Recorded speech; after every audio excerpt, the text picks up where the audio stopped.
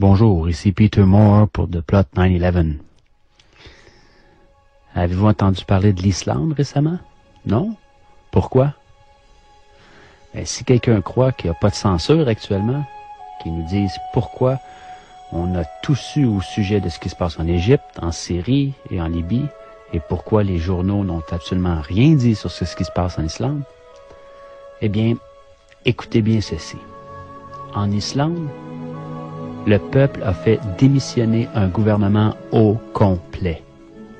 Les principales banques ont été nationalisées et il a été décidé de ne pas payer la dette contractée par ces dernières auprès des banques de Grande-Bretagne et de Hollande, dette générée par leur mauvaise politique financière. Une assemblée populaire vient d'être créée pour réécrire la Constitution, et tout cela pacifiquement. Toute une révolution contre le pouvoir qui a conduit à cette crise. Voilà pourquoi rien n'a été publié. Depuis plusieurs mois, puis même on pourrait dire depuis 2 ans, là, on n'a pas vu grand-chose.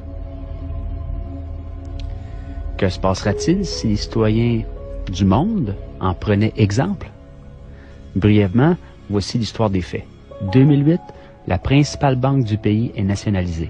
La monnaie s'effondre, la bourse suspend son activité, le pays étant banqueroute. 2009, les protestations citoyennes contre le Parlement font que des élections anticipées sont convoquées. Elles provoquent la démission du premier ministre et en bloquent de tout le gouvernement. La situation économique désastreuse du pays persiste. Par le biais d'une loi, il est proposé à la Grande-Bretagne et à la Hollande le remboursement de la dette par les paiements de 3 500 millions d'euros. Un montant qui doit être payé mensuellement par toutes les familles islandaises là, pendant les 15 prochaines années, un taux d'intérêt de 5%. 2010, le peuple descend à nouveau dans la rue et demande que la loi soit soumise à référendum. En janvier 2010, le président refuse de ratifier cette loi et annonce qu'il y aura une consultation populaire. En mars, le référendum a lieu et le non au paiement de la dette remporte 93% des voix. Pendant ce temps, le gouvernement a entamé une investigation pour régler juridiquement la responsabilité de la crise. Les détentions de plusieurs banquiers et cadres supérieurs commencent. Là, je parle de prison, là. Oui, on n'est pas tous des mauviettes. Il y a des gens qui se tiennent, il y a des gens avec des colonnes vertébrales sur la terre, là. On n'en parle pas des médias, bien sûr, mais ça existe. Interpol lance une enquête et tous les banquiers impliqués quittent le pays. C'est comme des rats qui quittent le navire, là. Dans ce contexte de crise, une assemblée est élue pour rédiger une nouvelle constitution qui reprend les leçons apprises de la crise et qui se substitue à l'actuelle, qui est une copie, dans le fond, de la Constitution danoise. Pour ce faire, on a recours directement au peuple souverain. On élit 25 citoyens sans filiation politique parmi les 522 qui se sont présentés aux candidatures. Pour cela, il faut être majeur et recueillir le soutien de 30 personnes. Assez simple.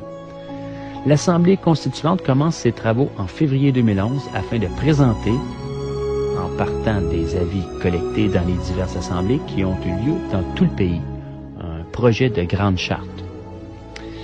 Elle doit être approuvée par l'actuel Parlement ainsi que par celui qui sera constitué après les prochaines élections législatives. Voici en bref l'histoire de la révolution islandaise. Démission en bloc de tout un gouvernement. Nationalisation de la banque. Référendum pour que le peuple puisse se prononcer sur des décisions économiques fondamentales. Emprisonnement des responsables de la crise. Réécriture de la Constitution par les citoyens. Nous a-t-on parlé de ça dans les médias européens, canadiens, américains, japonais, dans le monde, partout? Est-ce que les médias de masse ont même touché au sujet? En a-t-on parlé dans les débats politiques, radiophoniques ou télévisés? A-t-on vu des images de ces faits à la TV? Bien sûr que non. Il y a ben trop de monde qui regarde. Le peuple islandais a su donner une leçon à tout le monde entier en affrontant le système et en donnant une leçon de démocratie au reste du monde. Les sources, c'est la liste Parti de gauche 84 par Forum civique européen.